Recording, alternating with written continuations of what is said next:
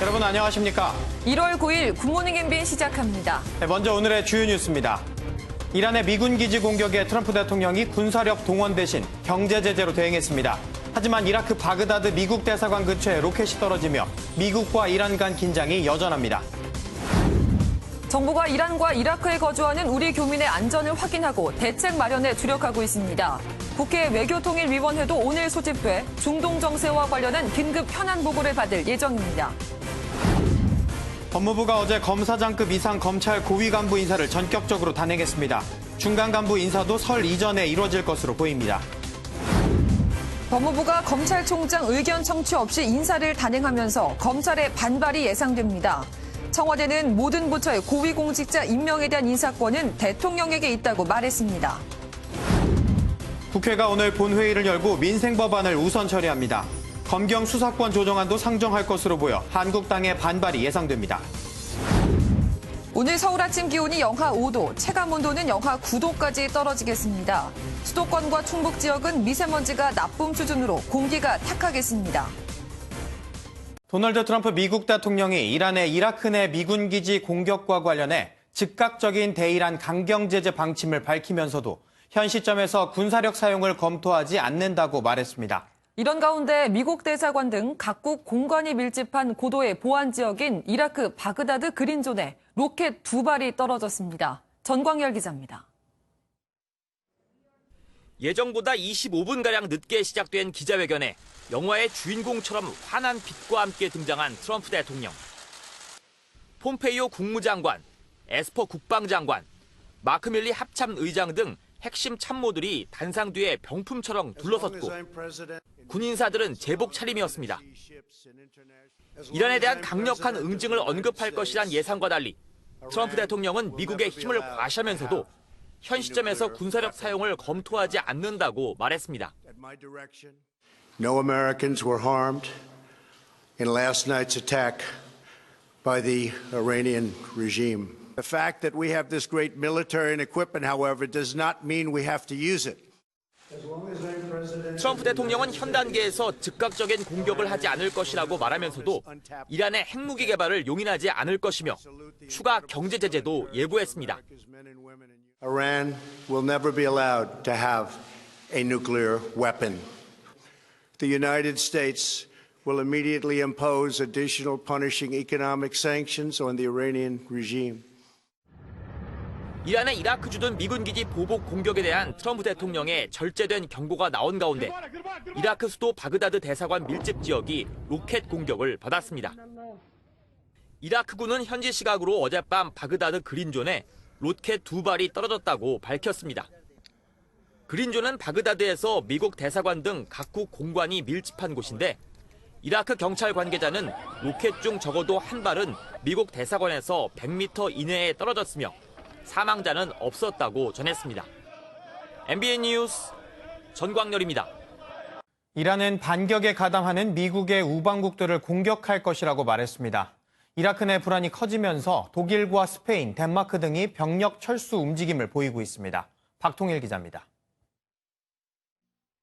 이란 혁명수비대는 성명을 통해 미국의 우방국이 반격에 가담할 경우 그들의 영토도 우리의 공격 목표가 될 것이라고 밝혔습니다.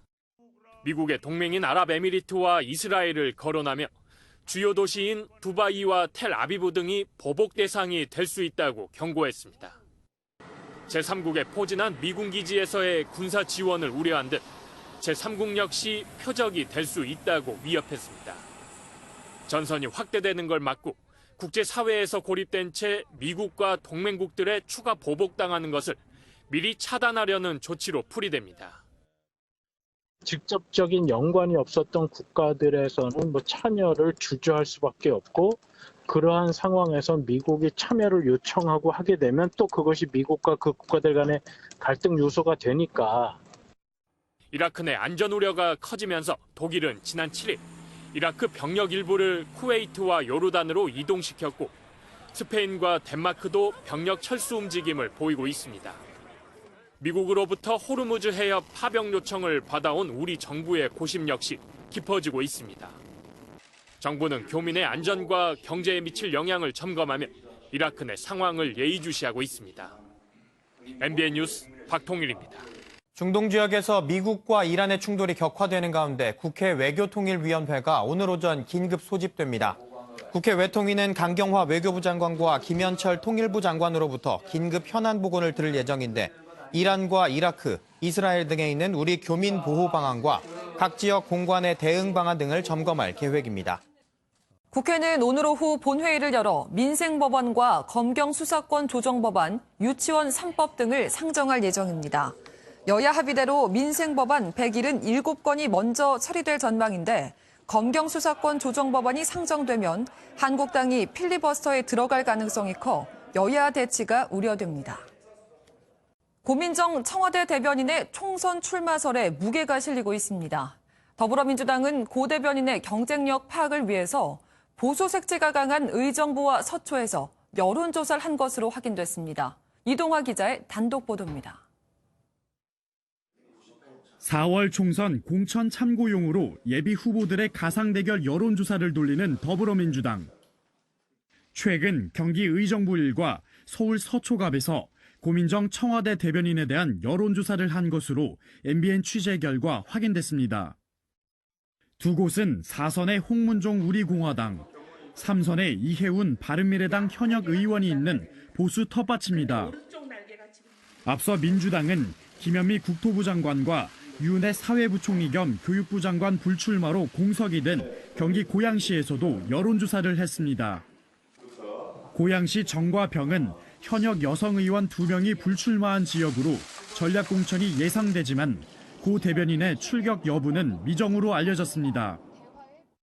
현역 의원 중에서 불출마할 사람이 한 20명쯤 될 겁니다. 네. 불출마 선언한 분. 네. 여권 핵심 관계자는 고 대변인이 인지도가 높아 여론조사 결과가 괜찮다며 출마 지역은 확정되지 않았다고 말했습니다. 다만 고 대변인은 4월 총선 출마를 위한 공직자 사퇴 시한 하루 전인 오는 15일에 사직서를 제출할 것으로 알려졌습니다. 이런 가운데 홍문종 의원은 지역구를 의정부 을에서 갑으로 변경할 것으로 보입니다. MBN 뉴스 이동화입니다. 정계 복귀를 선언한 안철수 전 바른미래당 의원이 국가 대개조에 나서겠다며 본격 정치 행보를 예고했습니다. 심상정 정의당 대표는 새로운 정치판을 짜겠다며 자유한국당은 물론 정부와 여당에까지 날을 세웠습니다. 권용범 기자입니다. 정치 복귀를 공식화한 안철수 전 바른미래당 의원이 이르면 다음 주 중순 귀국할 것으로 전해졌습니다. 복귀를 앞두고 안 전 의원은 당원들에게 새해 메시지를 전하며 자신의 포부를 밝히기도 했습니다. 바른미래당 당원 동지 여러분으로 말문을 연 안 전 의원은 기대에 미치지 못했다며 당의 분열을 모두 자신의 탓으로 돌렸습니다. 이어 국가 대개조를 위한 인식의 대전환에 대해 말씀드릴 기회를 갖겠다며 본격적인 정치 행보에 나설 것을 예고했습니다. 안 전 의원의 행선지를 놓고 독자 노선과 통합 노선 등 의견이 분분한 가운데 복귀 자체가 정치권 개편의 새로운 기폭제가 될 것이란 전망도 나옵니다. 전면적인 국가 혁신과 사회통합, 그리고 낡은 정치의 기득권에 대한 과감한 청산 등 국민들에게 희망의 메시지를 주기를 기대하겠습니다. 안 전 의원은 오늘 정치 혁신의 의지를 담은 영상 메시지를 통해 정계 복귀를 위한 본격적인 몸풀기에 들어갈 계획입니다. 심상정 정의당 대표는 정치 판갈이 대장정에 나서겠다고 선언했습니다.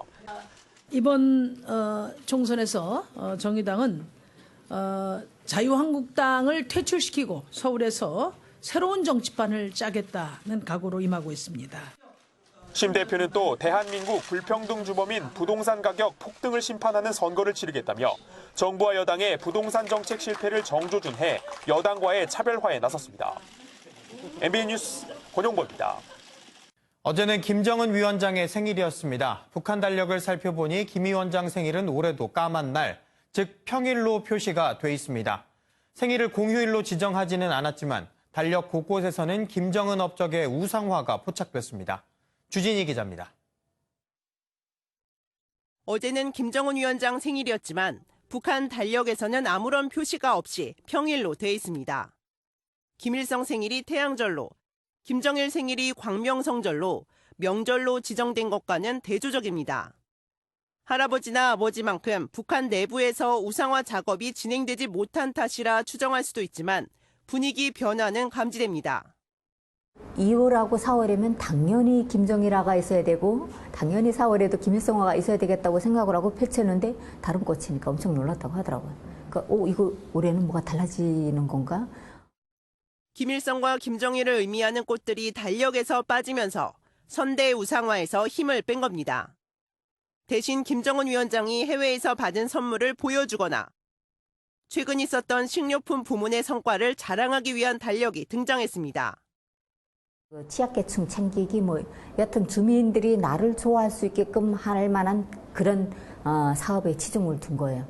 김정은 위원장이 생각하기에 나는 이 시점에서 나서도 되겠다 이렇게 하면 우상화가 딱. 자신만의 색채를 드러내면서 우상화를 조금씩 진행하고 있는 것으로 보이는 대목입니다. 특히 올해 처음으로 어머니의 날을 공휴일로 지정해 김정은 시대의 여성 위상 강화 움직임도 포착됐습니다. MBN 뉴스 주진입니다. 중국 우한시에서 발병한 원인 불명의 폐렴과 유사한 증상을 보이는 환자가 국내에서 처음으로 확인됐습니다. 보건당국은 환자를 격리 조치했고 역학조사에 나섰습니다. 이혁준 기자입니다.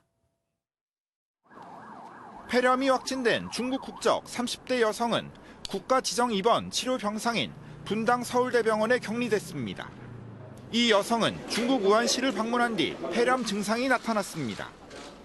지난해 12월 13일부터 17일까지 회사 업무로 우한시를 방문했고 이후 25일까지 한국에 머물다가 26일부터 30일까지는 중국 샤먼에 출장을 갔다가 귀국했습니다. 다음 날인 31일 기침이 나고 목이 붓는 증상이 나타났고 이후 발열이 시작됐습니다. 감기약을 처방받고도 낫지 않자 지난 6일 흉부 방사선 검사를 했고 다음 날인 그제 폐렴 소견이 나왔습니다. 질병관리본부는 신고를 접수하고 1급 감염병인 신종 감염병 증후군으로 분류해 이 여성을 격리 조치했습니다. 질본은 이 여성이 감염 경로로 지목된 우한시 해산물 시장은 방문하지 않았다는 진술을 받고 바이러스 종류를 밝힐 검사를 진행 중입니다. 접촉자도 조사 대상입니다. 관리 대상 접촉자를 동거하고 있는 사람, 환자를 진료한 의료인으로 한정하고 있습니다. 해당 보건소에서 발열이나 또는 호흡기 증상이 나타나는지 모니터링하고 있습니다. 중국 우한에선 59명의 원인 불명 폐렴 환자가 발생했고 7명이 중태에 빠져 있습니다. MBN 뉴스 이혁준입니다. 12.16 부동산 대책으로 15억 원이 넘는 아파트를 살 때는 주택 대출이 전혀 안 되죠. 이후 고가 아파트의 거래는 다소 주춤해졌지만 일단 팔렸다 하면 사상 최고가 기록을 쓰고 있습니다. 돈 있는 사람들, 즉 현금 부자들만의 리그가 펼쳐지는 겁니다. 정주영 기자입니다. 지난해 입주한 서울 개포동의 신축 아파트입니다. 1,900여 가구 모두 시세가 15억 원이 넘어 대출을 끼고는 살 수 없습니다. 정부가 12.16 대책의 대출 규제 타깃으로 정한 이른바 초고가 아파트인데 그렇다고 전혀 거래가 없는 건 아닙니다. 최근 한 가구는 기존 최고가보다 8억 오른 33억 5천만 원에 새 주인을 맞이했습니다. 대출이 필요 없는 현금 부자가 움직인 겁니다. 12.16 대책 이후 3주 동안 서울에서 팔린 아파트는 1000여 가구. 이 가운데 15억 원 이상 거래는 39건으로 전체의 4% 수준입니다. 특히 서울 강남권의 주요 아파트는 대출 규제에도 아랑곳하지 않고 역대 매매 최고가 기록을 갈아치우고 있습니다. 현금은 많고 투자처는 부족한 현금 부자들이 여전히 강남의 초고가 아파트 사들이기에 나서고 있는 겁니다. 많은 현금을 가지고 계신 분들이 굉장히 사실 많거든요. 아무래도 그런 분들이 시중에 나오는 매물보다 많이 분포를 하고 계시기 때문에 그런 인기적들 중심으로는 가격 상승이 계속될 가능성이 높습니다. 부동산 투기와의 전쟁을 선언한 문 대통령의 신년사에 이어 김상조 청와대 정책실장도 필요하면 모든 정책 수단을 가동하겠다며 부동산 추가 대책 가능성을 시사했습니다. MBN 뉴스 정주영입니다. 추미애 법무부 장관이 취임 닷새 만인 어제 검찰 고위 간부 인사를 단행했습니다. 정권을 겨냥한 수사를 하고 있는 일명 윤석열 사단은 모두 물갈이 됐습니다. 조경진 기자입니다. 추미애 법무부 장관과 윤석열 검찰총장이 첫 인사를 나눈 지 하루 만인 어제 전격 검찰인사위원회가 열리고 법무부와 대검찰청은 종일 검찰 인사와 관련해 검찰총장 의견을 듣는 절차를 놓고 신경전을 벌였습니다. 의견을 들을 테니 오라는 추미애 장관과 인사 목록부터 보여달라는 윤석열 검찰총장이 평행선을 달리던 상황. 추 장관은 돌연 법무부를 나섰습니다. 장관님, 윤 총장 언제 만나시나요? 오늘 만나기로 하셨다가 못 만났다고 하셨는데 뭐 이유가 있나요? 지금 어디 가시는 건가요, 혹시?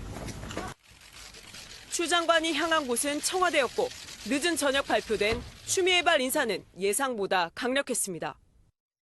조국 전 법무부 장관 가족 수사를 지휘한 한동훈 대검 반부패 강력부장은 부산고검 차장검사로, 울산시장 선거 개입 의혹 수사 책임자인 박찬호 대검 공공수사부장은 제주지방검찰청장, 강남일 대검 차장검사는 대전고검장, 이원석 대검 기획조정부장은 수원고검 차장검사로 일명 윤석열 사단은 모두 물갈이 됐습니다.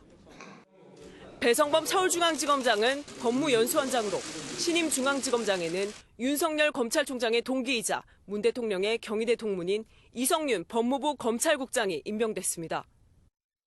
대검 차장검사로는 구본선 전 의정부지검장, 대검 반부패 강력부장에는 심재철 전 서울남부지검 1차장 검사가 보임되는 등 32명에 대한 인사가 이뤄졌습니다.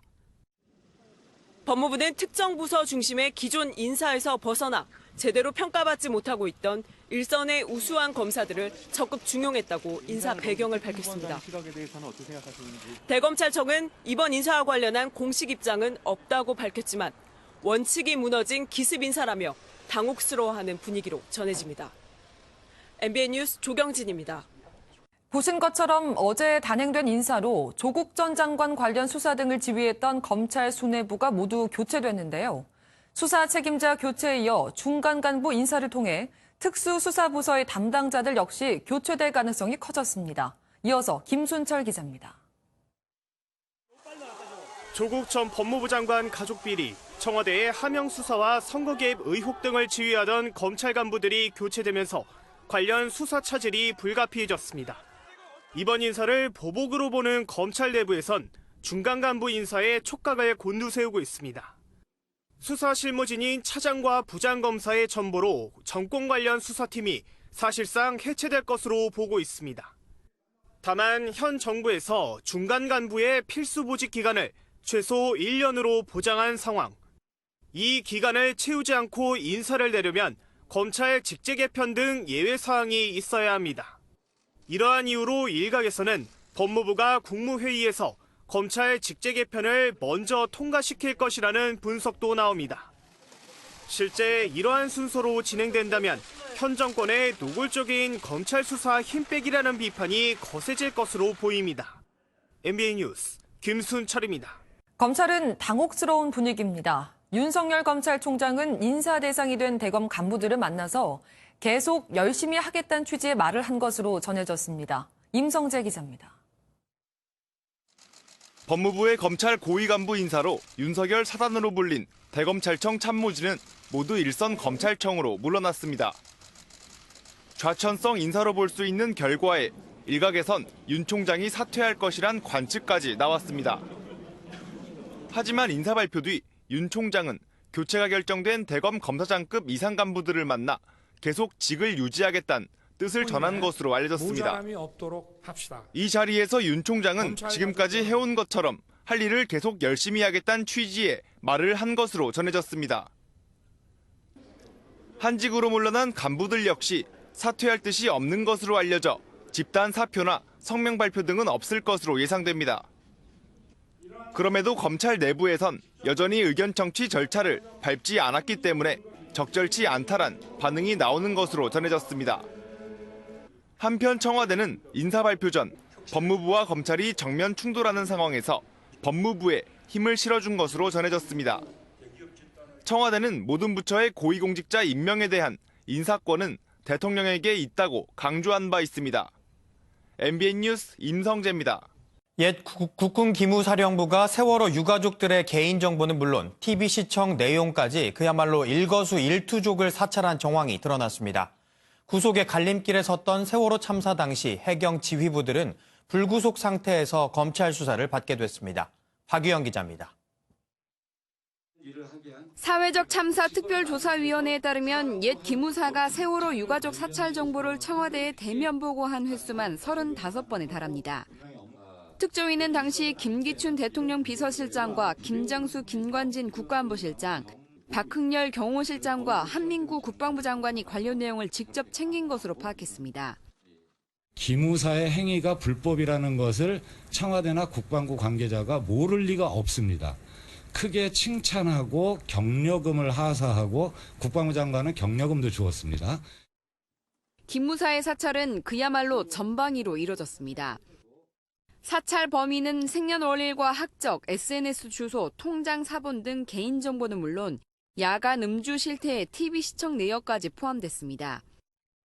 전 이정 해수 장관과 그다음에 해경청장을 저희들이 텐트 안에 이렇게 모셔놓고 이 얘기하는 도중에 정보관들은 좀 빠져줬으면 좋겠다라고 했을 때 빠지는 정보관들을 보고 저희들을 사찰하고 있구나. 이런 가운데 검찰이 김석균 전 해경청장 등 세월호 당시 해경지휘부 6명에 대해 청구했던 구속영장이 기각됐습니다. 서울중앙지법은 유죄에 무게를 두면서도 도망이나 증거인멸과 같은 구속 사유나 구속의 필요성을 인정하기 어렵다고 기각 사유를 밝혔습니다. 김 전 청장 등은 세월호 참사 당시 퇴선 유도 등을 하지 않아 303명을 숨지게 한 혐의를 받고 있습니다. 검찰 세월호 참사 특별수사단이 출범 2달여 만에 처음으로 청구한 구속영장이 모두 기각되면서 향후 수사에도 차질이 불가피해 보입니다. MBN 뉴스 박영입니다. 사회 경험이 풍부한 67살 여성의 성적 수치심은 그다지 크지 않은 것으로 보인다는 광주 고법의 황당한 판결문 기억하십니까? 나이가 많아 성적 수치심을 느끼지 않았을 것으로 판단한 2심 재판부를 대법원이 꾸짖었습니다. 강영호 기자입니다. 지난 2017년 9월 광주에서 교감으로 재직 중이던 한 남성은 택시를 타고 가던 중 여성 운전자를 성추행했습니다. 기소유예 처분을 받은 남성은 같은 해 11월 해임됐는데 해임 결정을 취소해달라며 소송을 제기했습니다. 그런데 징계에 문제가 없다고 판단한 1심과 달리 2심은 남성의 손을 들어줬습니다. 2심 재판부는 피해자는 사회 경험이 풍부한 67세 여성이고 피해자가 느낀 정신적 충격이나 성적 수치심은 크지 않았던 것으로 보인다고 판결했습니다. 하지만 대법원이 또 한 번 판결을 뒤집었습니다. 대법원은 피해자가 정신적 충격과 성적 수치심을 느낀 나머지 피의자에게 하차를 요구했던 것으로 보인다며 사회 경험이 풍부하다거나 상대적으로 고령인 점 등을 내세워 사안이 경미하다고 단정 지을 게 아니라고 강조했습니다. 피해 여성의 나이로 성적 수치심의 정도를 판단하려 했던 2심 재판부를 대법원이 꾸짖은 셈이 됐습니다. MBN 뉴스 강영호입니다. 마약에 취한 트럭 운전자가 서울 도심에서 25분가량 아찔한 질주를 벌였습니다. 경찰차를 포함해 차량 4대와 전봇대까지 들이받고 나서야 붙잡혔습니다. 심가현 기자입니다. 골목길에 등장한 25톤 덤프트럭 앞에서 경찰이 황급히 총을 겨눕니다. 이어 뒤따라온 경찰들이 일제히 트럭이 나간 쪽으로 뛰어갑니다. 그제 오후 접촉사고 신고를 받고 출동한 경찰차를 들이받고 검문을 피해 도주하던 덤프트럭 운전자가 결국 경찰에 붙잡히는 모습입니다. 여기서 일을 보고 있는데 이 뒤쪽에서 이 커다란 무슨 굉음 소리가 나더라고요. 그래서 밖에서 나가서 보니까 이 경찰분들이 곤봉으로 유리를 깨면서 운전하시는 분을 이제 낚아채서. 추격전은 검문 장소였던 서울 구로동에서 시작해 물레동까지 약 3km의 도로에서 20여 분 동안 이어졌습니다. 경찰의 추격을 피해 도주하던 덤프트럭은 골목을 빠져나와 도로변에 정차돼 있던 승용차를 들이받고 나서야 멈췄습니다. 이 트럭은 붙잡히기 전까지 승용차뿐 아니라 출동한 경찰차를 포함해 차량 4대와 도로 주변의 전봇대까지 들이받았습니다. 이 과정에서 한 명이 부상을 입기도 했습니다. 경찰 조사에서 이 남성은 필로폰을 투약한 채 운전을 했다고 자백했습니다. 경찰은 이 남성에 대해 특수공무집행 방해 등의 혐의로 구속영장을 신청했습니다. MBN 뉴스 심가현입니다. 최근 전동 킥보드를 이용해 이동하는 분들이 늘고 있죠. 그런데 빠른 속도 덕분인지 킥보드가 범죄에 이용되기까지 했습니다. 새벽에 여성을 위협해 강도짓을 한 뒤 킥보드를 타고 도망쳤는데요. 결국 하루 만에 경찰에 붙잡혔습니다. 노태현 기자의 단독 보도입니다. 서울 시내의 한 도로입니다. 골목으로 순찰차가 진입하고 뒤이어 여러 대의 순찰차들이 주변을 계속 돌아다닙니다. 그제 새벽 서울 도심에서 발생한 강도 사건의 남성 용의자를 추적하는 모습입니다. 용의자는 이곳 도로에서 귀가하던 여성을 흉기로 위협한 뒤 카드를 빼앗아 달아났습니다. 늦은 시간 탓에 범행 당시 주변에는 아무도 없었고 이 남성은 유유히 사라질 수 있었습니다. 강도 만나가지고 카드를 뺏겼다고 그러더라고. 그래 내가 쫓아나와 봐서 새벽이니까 사람 하나도 없잖아. 신고를 받은 경찰은 인상착의 등을 통해 남성이 편의점에 들렀다가 전동 킥보드를 타고 도주하는 것을 확인했습니다. 인근 번화가로 도주한 사실을 알아내 추적에 나섰지만 남성은 이미 달아난 뒤였습니다. 하지만 용의자의 도주는 오래가지 못했습니다. 킥보드 덕에 범행 당시 경찰의 추적을 따돌리고 서울을 벗어날 수 있었지만 결국 어제 오후 경찰에 붙잡힌 겁니다. 경찰은 용의자의 신병을 확보해 정확한 범행 동기 등을 조사하고 있습니다. MBN 뉴스 노태현입니다. 일본에서 영화 같은 방식으로 탈출해 레바논으로 달아난 카를로스 곤 전 닛산 자동차 회장이 기자회견을 열어 일본의 사법 체계와 닛산 자동차를 비판했습니다. 곤 전 회장은 닛산과 일본 정부가 나를 제거하려고 공모했다며 자신은 무죄라고 강조했습니다. 관심이 쏠렸던 탈출 방법에 대해선 공개하지 않겠다고 말했습니다. 다음은 굿모닝 월드입니다. 겨울철 하얀 눈을 만끽하며 달리는 동물 친구들이 있습니다. 흰 눈 사이로 썰매를 끄는 강아지들을 화면으로 만나보시죠. 하얀 설원을 힘차게 달리는 허스키 강아지들. 썰매를 타는 관광객들도 기대에 가득 찬 표정입니다. 핀란드에선 허스키 썰매가 관광 상품으로 각광받고 있는데요. 허스키들이 연간 벌어들인 돈만 우리 돈으로 125억 원 정도라고 합니다. 관광객이 늘어나면서 일각에선 허스키에 부정적인 영향을 미칠 수 있다는 지적도 나오고 있는데요. 강아지들의 건강에 무리 없도록 잘 관리해줘야겠네요.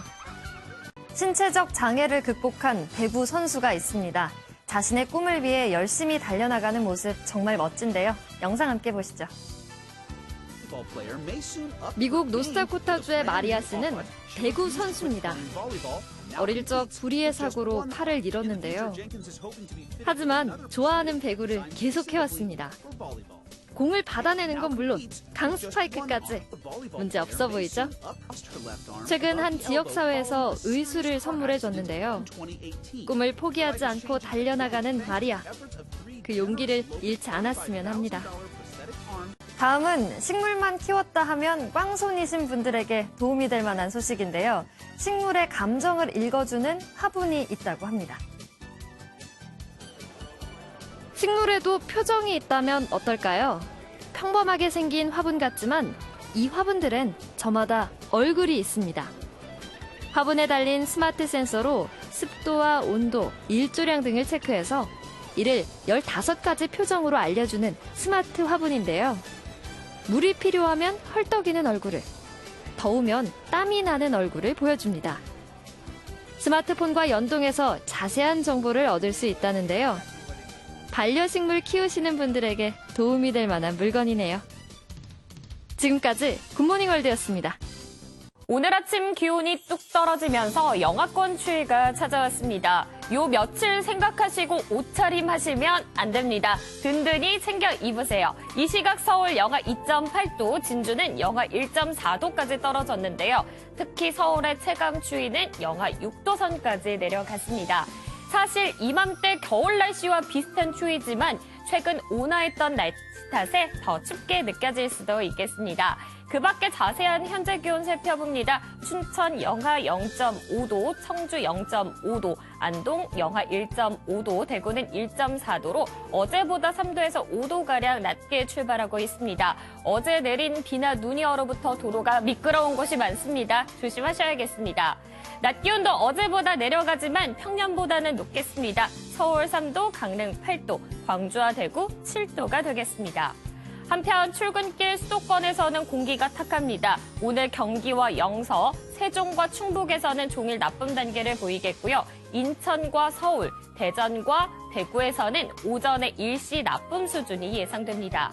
위성 영상입니다. 지금 전국에서 맑은 날씨를 보이고 있습니다. 중부지방은 아침부터 하늘이 맑아지겠습니다. 강원 북부 동해안에서는 낮 동안 비나 눈이 조금 오겠습니다. 영동과 남부지방에서는 구름 많겠습니다.